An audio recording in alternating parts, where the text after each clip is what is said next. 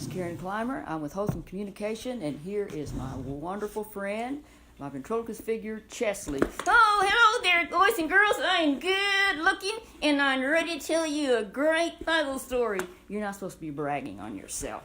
Well, I'm just encouraging myself. Oh, you're encouraging yourself. Well, anyway, our story today is from the book of Judges. It's in the Old Testament. Are we going to sing today? Well, we could sing if you had some song you might want to sing. Like, oh, say that I'm glad, I'm glad. Oh, say that I'm glad, I'm glad.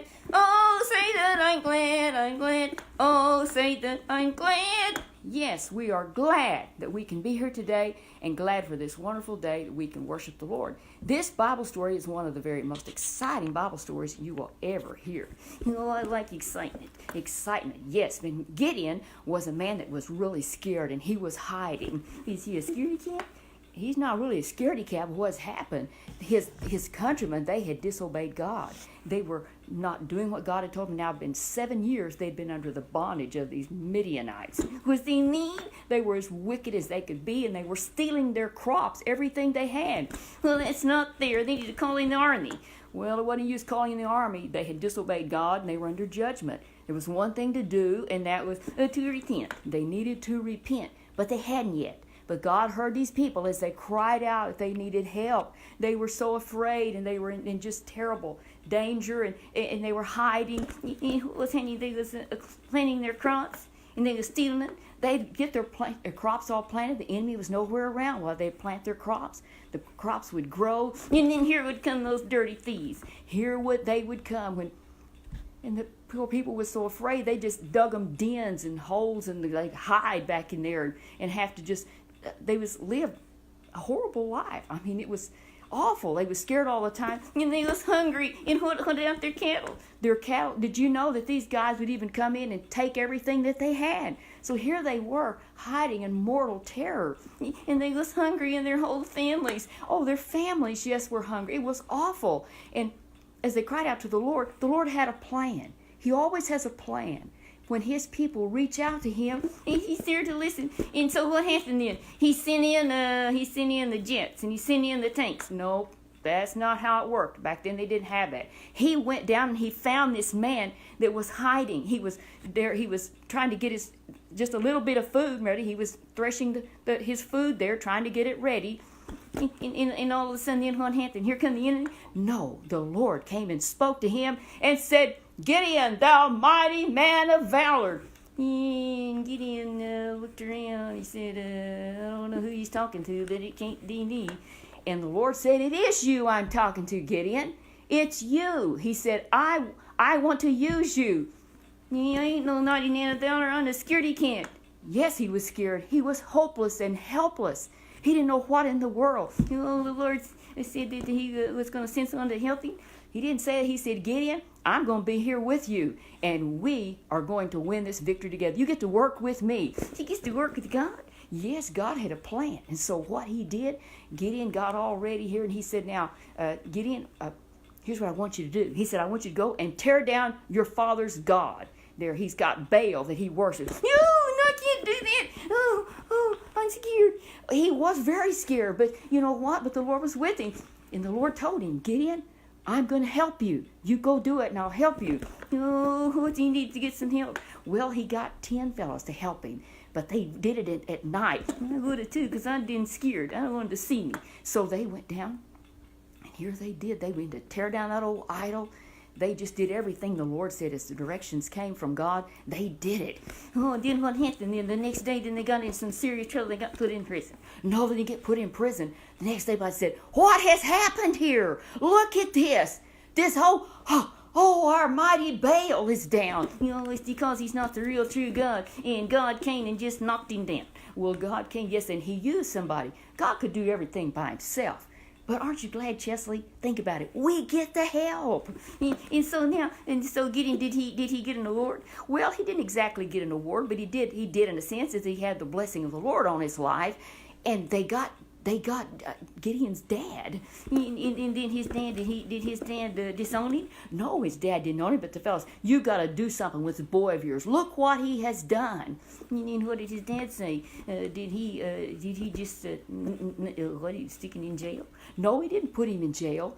What the dad shocked everybody when he said, well, if Baal's God, let him take care of himself. The people still aren't free. The people still aren't free, but God's not done. You know what his plan was? He said, Gideon, he said, you go down there, and he said, you're going to fight this enemy. How many?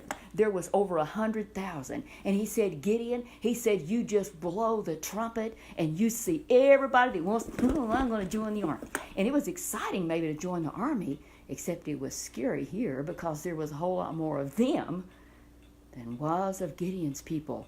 But there was about 32,000 that came out. How did he go online and get in? Oh, no, Chesley, they didn't have computers back then. Well, where is this place? Well, we're talking back in the Bible times. But he blew the trumpet and word came up and 32,000 came. That was no match for over 100,000. Oh, what's God going to do? Do they need to tell him how many's there? Oh, you don't have to tell God. He knew.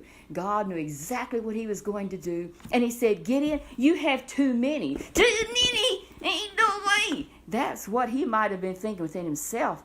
I've only got 32,000 here, and there's over 100,000 out there, maybe even 135,000. And God said, everybody that's scared, send them home. Oh, I hope nobody leaves. And 22,000 left of the 32,000.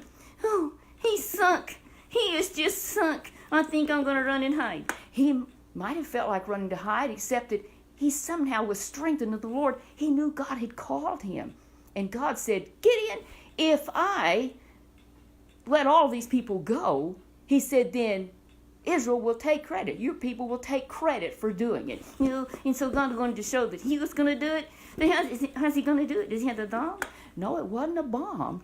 But he had a greater answer than that. It didn't seem like it. He said, now all these, the security cats went home. The security cats went home, but they only had these 10,000 left. But he said, Gideon, there's still too many. Oh, I'm getting scared now. I think I'm ready to back out and say, Lord, I need reinforcements. But God had a plan. He said, you take them down, and he said, you take them down down to the river there, take them down there, and you let them, get them a drink of water. And here's how you do it. You give everybody a cup. No, didn't get everybody a cup. He said, you have them go down and just get them. They didn't have cups. And how are they going to get a drink of water? And there was some got down, and they lapped like dogs. I'd get the water, and then others of them just laid down, and they just started, they was getting after it. They was getting that water, but they weren't paying any attention. But these was paying. They was drinking, and they was looking around because they was scared of the Midianites was coming. But God said, this is who I'm going to use. Those three, there's 300 of them. 300? How's it going to be? By now, Gideon, he was all the way in on this because, he'd already accepted, and God had him. I think he really had his attention now. What is God going to do? He was as good as dead back where he was with the Midianites. Well, I think he's in good shape with God. Oh, he's in good shape with God, even though it didn't look like it was.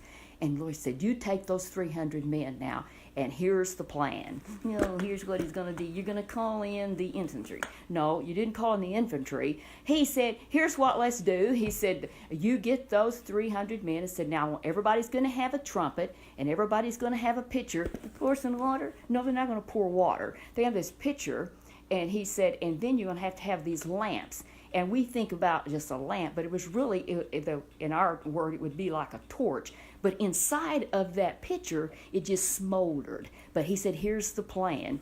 You're going to burn it up, all them people? No, you're not going to burn them up. But he said, everybody said, now, Brown, you just follow me and do what I say. And you know something? He dare follow God and do what God says, or he's in a heap of trouble. He's in a heap of trouble. He was listening to the Lord.